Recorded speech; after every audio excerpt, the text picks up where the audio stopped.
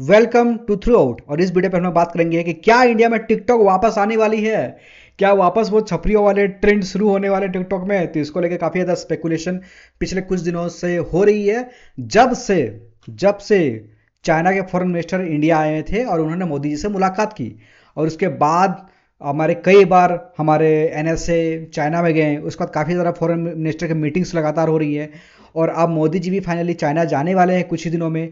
तो ये सब डेवलपमेंट देख के और जिस तरह से इंडिया और चाइना का रिलेशन सुधर रहा है, इंडिया और यूएसए के रिलेशन बिगड़ने के बाद काफ़ी लोगों को लग रहा था कि क्या टिकटॉक इंडिया में वापस आने वाली है। और ये एक बहुत ही बड़ा सरप्राइज था उन लोगों के लिए जो लोग टिकटॉक पे एक टाइम पे काफ़ी ज़्यादा फेमस थे और जो बाद में अलग सोशल मीडिया प्लेटफॉर्म पे ज़्यादा कुछ खास कर नहीं पाए। और टिकटॉक की एक बहुत ही बड़ी फैन फॉलोइंग है।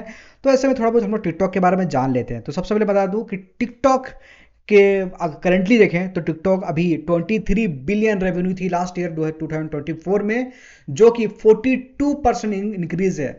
अब इसके साथ मैं आपको एक इंटरेस्टिंग चीज बता देता हूं कि जो टिकटॉक है वो पूरे दुनिया में सिर्फ दो ही कंट्री है जहां पे वो बैन थी। तो एक थी इंडिया और दूसरी अफगानिस्तान। ये दो कंट्री में जो टिकटॉक है वो कंप्लीटली बैन थी। उसके अलावा भी काफ़ी सारे बैन थे, लेकिन वो कंट्री लेवल पे बैन नहीं थे, वो सिर्फ गवर्नमेंट ऑफिसर या फिर गवर्नमेंट ऑफिसर्स पे अब टिकटॉक को यूज नहीं कर सकते हैं। जैसे यूएसए में, ईयू में भी, शायद जापान में भी थे, ऑस्ट्रेलिया में, जहाँ पर गवर्नमेंट ऑफिसर या फिर आर्मी के लोग इस तरह के टिकटॉक वगैरह इस्तेमाल नहीं कर सकते थे, पर वहाँ पर आम आदमी टिकटॉक का इस्तेमाल आज भी कर सकते हैं। पर इंडिया और अफगानिस्तान एक ऐसे कंट्री थे जहाँ पे टिकटॉक पूरी तरह से बैन कर दिया गया था। और अब टिकटॉक की वापसी होने की जिस तरह से खबरें दिखी, वो थोड़ा सा इंटरनेट पे बहुत लोगों के मन में जिज्ञासा तो पैदा कर दी कि क्या टिकटॉक वापस आएगा। क्योंकि हुआ क्या कि 5 सालों बाद, आप सभी को पता है कि 5 साल के बाद टिकटॉक के जो ऑफिशियल वेबसाइट है, इंडिया वेबसाइट, उसको कुछ लोग एक्सेस कर पा रहे थे। हालांकि मैंने अभी एक्सेस करने की कोशिश की तो वो नहीं चल रहा था। तो कई लोगों ने ये वाला देखा, और आज आज भी अगर आप चेक करोगे तो वो एरर होगा। और आप सभी को पता है कि टिकटॉक को 2020 में बंद कर दिया था कि ministry of electronics and IT concern दिया गया था कि डेटा प्राइवेसी का एक बहुत ही बड़ा मैटर चल रहा था। और उसके साथ साथ काफ़ी बड़े बड़े और भी ऐप को बंद कर दिया गया था। और टिकटॉक के साथ जो अली एक्सप्रेस है उसको भी कुछ लोगों ने ये बोला कि वो उसको एक्सेस कर पा रहे थे। तो ये भी एक इंटरेस्टिंग पॉइंट था जो एक लोगों के मन में ये डाउट पैदा कर रहा था कि क्या टिकटॉक इंडिया में वापस आने वाली है। और आप जैसे कि टिकटॉक का रेवेन्यू जिस तरह से है और जिस तरह से पूरा ग्लोबल में टिकटॉक की रीच है, और जिस तरह से टिकटॉक के बैन होने के बाद इंस्टाग्राम रील्स और यूट्यूब ने यूट्यूब शॉर्ट्स में जिस तरह से अपनी पहुंच बढ़ाई है, अगर वो टिकटॉक वापस आती है इंडिया में वापस, तो यूट्यूब और इंस्टाग्राम दोनों के एक तगड़ा तगड़ा कंपटीशन मिलेगा। पर अगर टिकटॉक अपना सर्वर इंडिया में लगाती है, जो कि एग्जैक्टली पता नहीं होगा या नहीं होगा, पर गवर्नमेंट की तरफ से अभी तो ये कहना है कि टिकटॉक वापस आ रही है, ऐसा कोई भी अनाउंसमेंट गवर्नमेंट की तरफ से हुआ नहीं है।